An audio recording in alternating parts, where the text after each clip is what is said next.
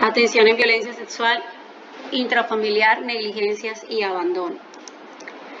La violencia de género, según la resolución 459 del 2012, nos define que las violencias de género pues corresponden a una relación de poder asimétrico, que son un problema de salud pública porque no solo afecta el estado físico, sino también mental y emocional de nuestra víctima, y por lo tanto las violencias son una urgencia médica.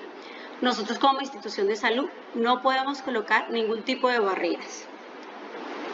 Tenemos la ley 1146 de 2007, donde nos habla que nosotros debemos brindar una atención integral, y cuando hablamos de una atención integral es desde el inicio que ingresa nuestra paciente a garantizarle todas esas valoraciones médicas que necesiten por los especialistas y procedimientos que requieran nuestras víctimas, sin importar la seguridad, sin importar la nacionalidad de nuestras víctimas. Recuerden que las violencias es una urgencia médica.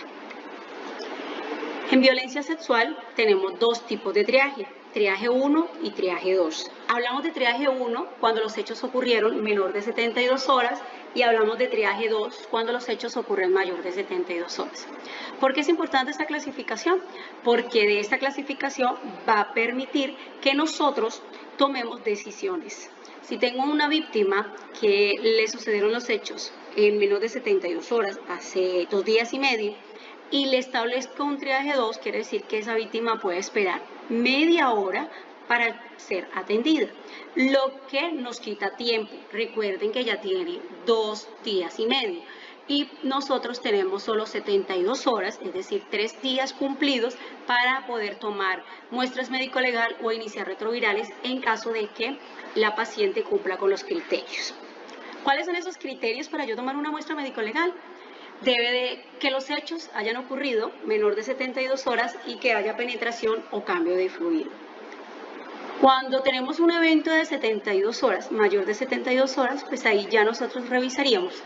En caso de que en el momento hubo penetración o cambio de fluido, pues hacemos unos laboratorios de control. En caso de que nuestra víctima diga que solamente fue tocamiento, pues nosotros no tomaríamos laboratorio. También es importante aclarar que cuando yo tengo una víctima de intento de suicidio, pero la causal de ese intento de suicidio fue una violencia sexual, entonces empezaría a clasificarse como un triaje 1. Y aquí no solamente debemos activar la ruta de violencia, sino también la ruta de intento de suicidio. Las violencias sexuales tienen hasta 20 años para ser denunciadas.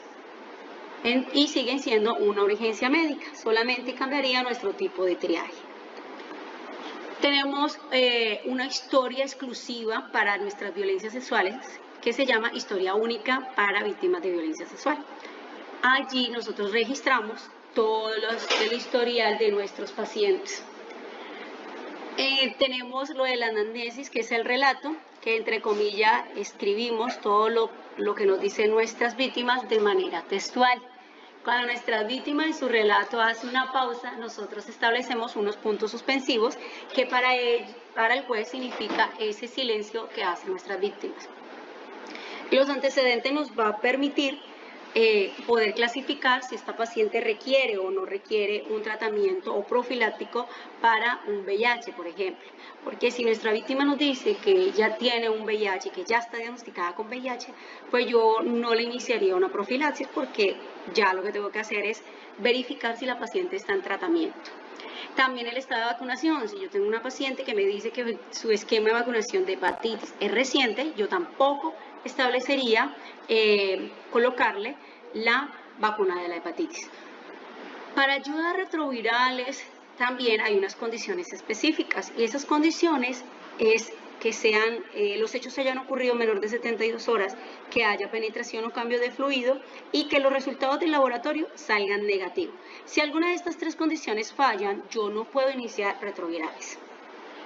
En el examen físico que vamos a evaluar a nuestra víctima de manera general y particular.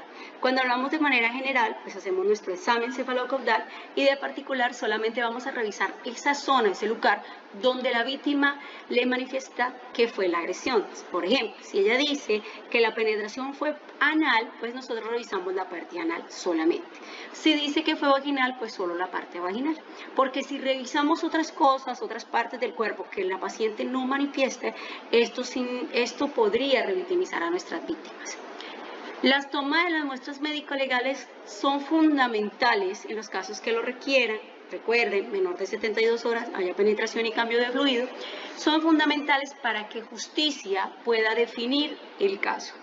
Nosotros tomamos las muestras según el relato de nuestras víctimas, tomamos la muestra de la zona que ella nos manifiesta donde fue la agresión sexual y a estas muestras le tenemos que diligenciar una cadena de custodia y un rótulo. ¿Quién diligencia esas cadenas de custodia y esos rótulos? El médico general, que es el encargado de tomar las muestras de nuestras víctimas. El plan de seguridad. Todos nuestros niñas y adolescentes deben de quedar hospitalizadas en nuestra institución por un restablecimiento de derechos. ICBF, que es el encargado de hacer este restablecimiento de derechos, cuenta con 3 días y esos 3 días empiezan a correr a partir de que Trabajo Social haga el respectivo reporte por correo a ellos. Es por esto que es fundamental que el médico general genere una interconsulta por Trabajo Social para que la ruta pueda ser establecida con justicia y protección.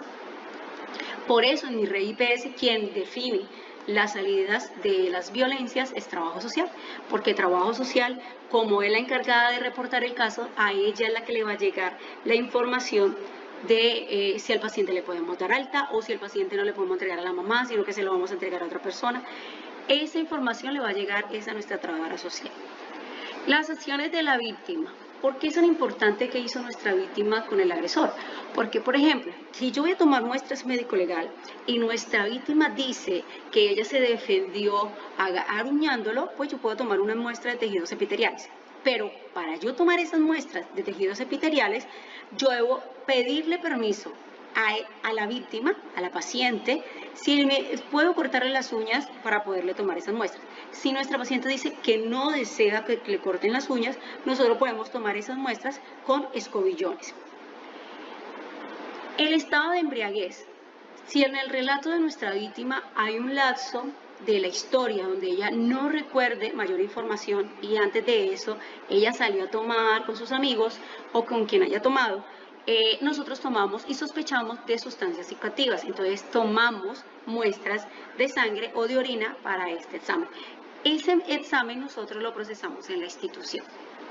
El estado mental también es muy importante si nuestras pacientes están conscientes, están orientadas en la información que está diciendo y si no, si está hablando cosas incoherentes o hay alguna alteración que ustedes puedan identificar, en este caso pues hacemos la remisión a psiquiatría o a otros especialistas que se consideren según lo que encontramos en salud mental. En el CIE-10 existen varios códigos relacionados a violencia. Nosotros en la red siempre hemos dejado claro que como nosotros como institución no establecemos un diagnóstico de violencia sexual porque nosotros no somos peritos. Los peritos son los que hacen el diagnóstico. Los peritos son los de medicina legal, los de justicia. Entonces, por esa razón, nosotros debemos de escribir otros diagnósticos CIE-10 que sean relacionados a estas violencias. Ahora se las voy a mostrar esos códigos. Antes de mostrarles los códigos, quería recordarles también que cada vez que sospechemos de una violencia sexual, nosotros debemos de diligenciar la historia 051, que es la historia única para víctimas de violencia sexual. Esta historia se encuentra sistematizada en Dinámica. Somos la única institución en el distrito y en el país que tiene la historia única de violencia sistematizada. Es una gran ventaja que nosotros tenemos y que debemos aprovechar. Estas historias clínicas solo y exclusivamente se llenan en las urgencias de los caminos y los hospitales.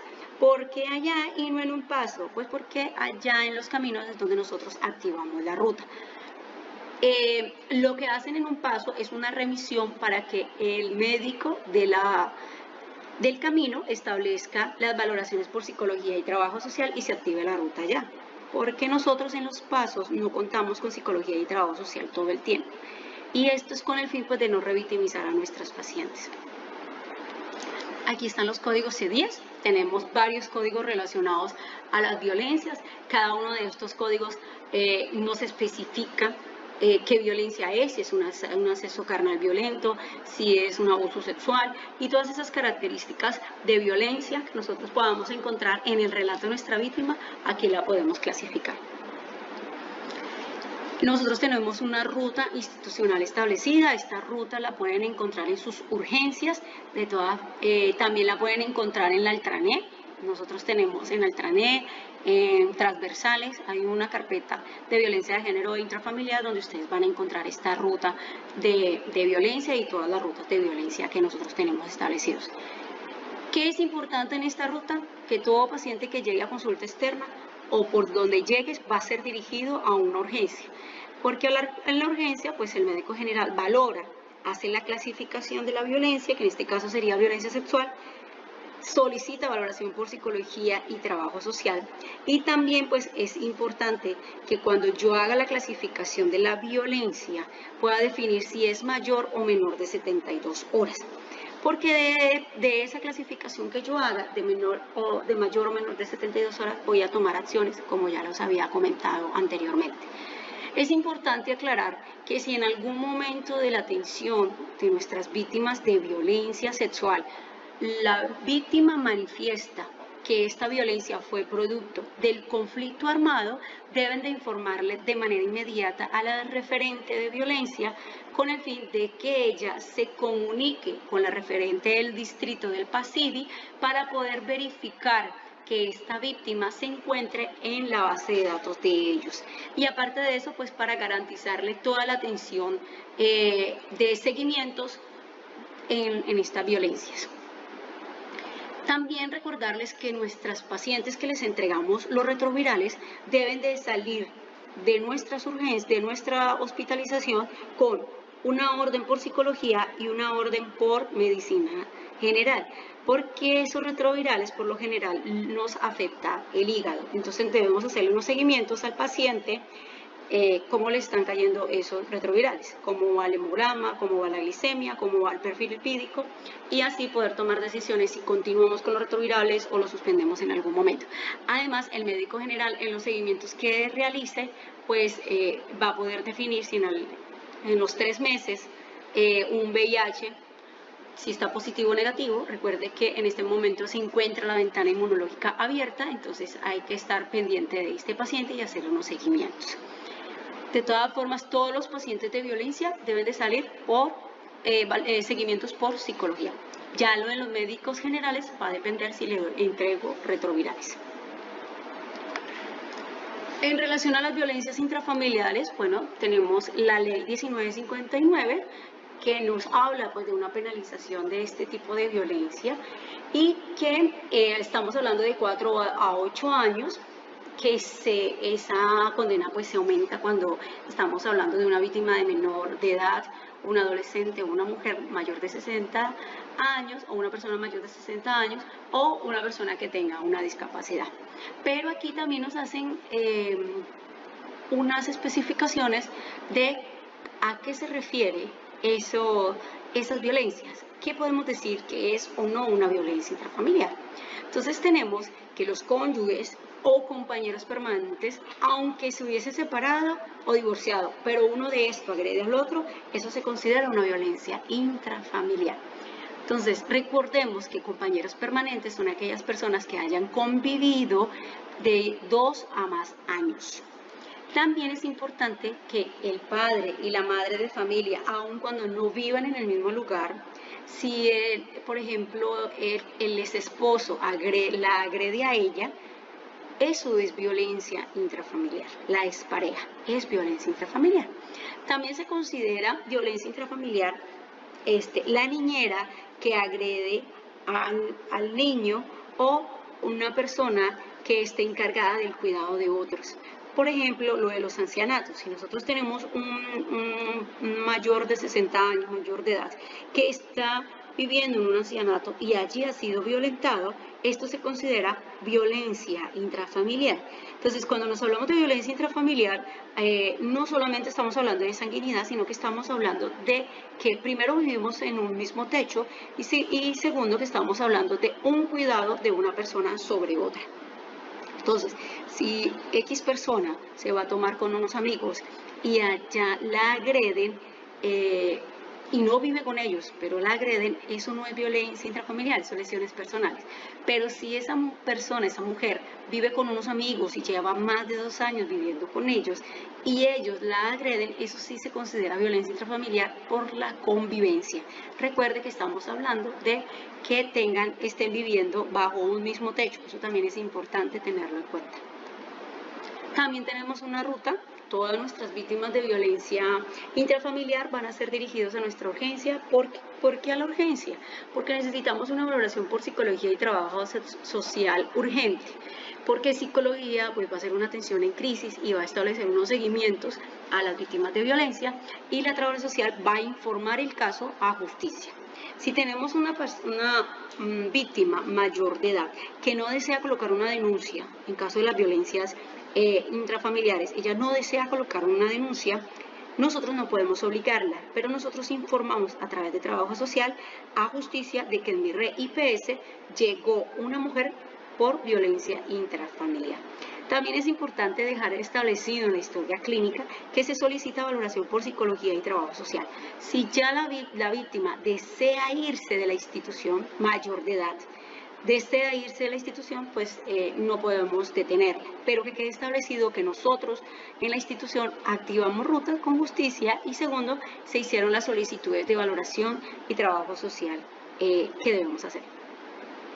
El médico general debe diligenciar una ficha de violencia, en la violencia sexual, en las negligencias, en la violencia intrafamiliar, y esta ficha se llama 875, que se llama violencia de género e intrafamiliar.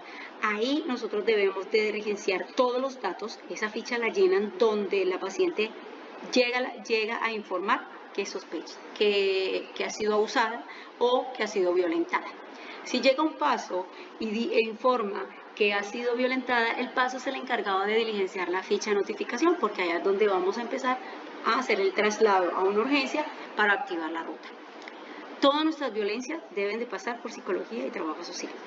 Cuando estamos hablando de un menor de edad, ellos no tienen salida voluntaria. Si en algún momento de la atención el cuidador o el acudiente de este menor desea llevárselo a la fuerza, nosotros llamamos a Policía de Infancia y Adolescencia para que intervenga en la atención, porque a este niño se le están vulnerando unos derechos que debemos ser restablecidos. Y nosotros, si bien no lo hacemos porque somos salud, no somos justicia, debemos informar lo que nos está pasando en la institución para que los entes competentes como justicia pues hagan lo respectivo. Cuando hablamos de las negligencias y abandonos, a veces tomamos muy literalmente esas dos palabritas, negligencia y me dejaron abandonado al niño. La negligencia va mucho más que esas dos palabras que ustedes observan acá, porque cuando leemos el artículo 18 de la ley 1098 del 2006, que este es el Código de Infancia y Adolescencia, donde nos habla sobre los derechos a la integridad de la persona, y cuando hablamos son de niños, niñas y adolescentes, ¿qué es lo que pasa con ellos? Que nosotros, como Estado, como mamá, como familia, como cuidadores, debemos garantizar un cuidado de protegerlos. Y cuando esto no estamos cumpliendo, cuando no estamos haciendo la protección de estos niños, niñas y adolescentes, pues estamos afectando sus derechos. Estamos vulnerando esos derechos a los que nuestros niños y niñas y adolescentes tienen. Es cuando hablamos de unos castigos, hablamos de unas humillaciones, de los abusos físicos o psicológicos, cuando los descuidos, las omisiones o tratos de negligentes, los maltratos, explotaciones sociales, incluso los actos sexuales abusivos. Todo eso que le haga daño a nuestros niños, niñas y adolescentes, es su bienestar físico, emocional y social, es lo que nosotros vamos a activar acá. Entonces, ¿qué hacemos? Si, por ejemplo, tenemos un caso de un niño que nos llega porque se quemó, se le cayó un agua caliente encima y el niño tiene 2 años, la mamá por ejemplo estaba dándole teta a su bebé de 1 mes y el niño de 2 años se echó el agua encima, eso es negligencia, porque esa mamá que estaba ya en la casa con esos 2 niños, es la responsable del cuidado y el bienestar de estos niños. A eso se le llama descuido. Yo como mamá no quisiera que a mi hijo le pasara nada, pero soy la responsable del bienestar físico, mental y emocional de mi hijo. Entonces, si yo tengo un niño que me llega a mi red IPS por una desnutrición, pero esta desnutrición es evidente que es por un tráfico de cuchara, y cuando hablo tráfico de cuchara hablo de que al niño le están dando una mala alimentación. Estamos hablando de un niño que, por ejemplo, tiene 2 meses y le estamos dando mazamorra, por ejemplo. Entonces vemos que nuestro niño no sube de peso porque la alimentación no es la adecuada. Ese niño que clasifica con esa desnutrición lo debemos reportar a ICBF porque le estamos vulnerando el derecho a un bienestar. Cuando ese niño ya nos llega con una desnutrición, pero cuando revisamos al niño nos damos cuenta que era un niño prematuro, que tenía unos problemas gastrointestinales y tenía otras patologías de base que no han permitido que los nutrientes le queden en el cuerpo y por ende no ha logrado su peso ideal, aquí no se reporta. ¿Por qué? Porque hay una patología de base. Solo reportamos cuando estábamos evidenciando tráfico de cuchara. ¿Qué otro caso se reporta? Por ejemplo, la sífilis congénita. ¿Por qué la sífilis congénita? Porque yo como mamá debo de velar y cuidar a mi hijo desde acá, desde el vientre. Entonces, si yo hubiese tenido un control prenatal, me hubiese hecho unos laboratorios, hubiese tenido un tratamiento, mi hijo o mi hija no hubiese adquirido una sífilis congénita. ¿Listo? Y así, a medida que atendemos a nuestros niños, niñas y adolescentes, podemos ir evidenciando si se le está vulnerando algún derecho. Si nosotros tenemos un menor de edad sin registro civil, que no tiene educación, un niño que no tiene seguridad social, que no tiene el esquema de vacunación completa, esos niños deben de ser reportados y debemos de activar una ruta de negligencia porque le están vulnerando un derecho, le están vulnerando el derecho a tener un nombre, le están vulnerando el derecho a tener un registro, le están vulnerando el derecho a tener una educación. Esos son derechos fundamentales de los niños, niñas y adolescentes y que nosotros como institución debemos de velar por el cumplimiento. Por esa razón nosotros informamos, nosotros no denunciamos, porque nosotros somos una institución, somos una entidad. No somos personas, sino entidad como tal. Funcionamos como una entidad y como funcionamos como entidad, nosotros lo que hacemos es informar los casos. Pues para estas violencias también tenemos una ruta y es la clasificación. Nuestro médico general hace la clasificación. El médico general en los casos de las desnutriciones, las ve aparentemente la desnutrición, pero quien hace la clasificación de la desnutrición como tal, pues debe ser la nutricionista. Entonces, él debe de solicitar la valoración por nutrición, la valoración por trabajo social y la valoración por psicología para poder valorar a nuestros niños, niñas y adolescentes. ¿Por qué la valoración por psicología? Porque recuerden que, por ejemplo, en los casos de desnutrición, no solamente afecta la parte física, sino que también me va a afectar el desarrollo psicomotor de nuestros niños, niñas y adolescentes. ¿Listo? Entonces, por esa razón, debemos de solicitar esas valoraciones. Tenemos que llenar la ficha de notificación, recuerden, 875, que es la que manejamos para los 3 tipos de violencia. También debemos de hacerle unos seguimientos, unas valoraciones por psicología. Trabajo social se encarga de reportar ICBF estos casos y ella es la que define el egreso en cuanto a la ruta. Si ya en alguna de las violencias que hemos mencionado el médico que lo está atendiendo considera que ese paciente se tiene que quedar en la institución porque tiene algunas otras complicaciones, entonces pues ahí ya el médico decide que el paciente se debe quedar y él define el alta en su momento. Entonces esto es todo lo relacionado a las violencias. Espero que les haya quedado claro. De todas formas, esto lo van a poder consultar el protocolo y las rutas en Altranet, que es donde tenemos todos los documentos institucionales. Gracias.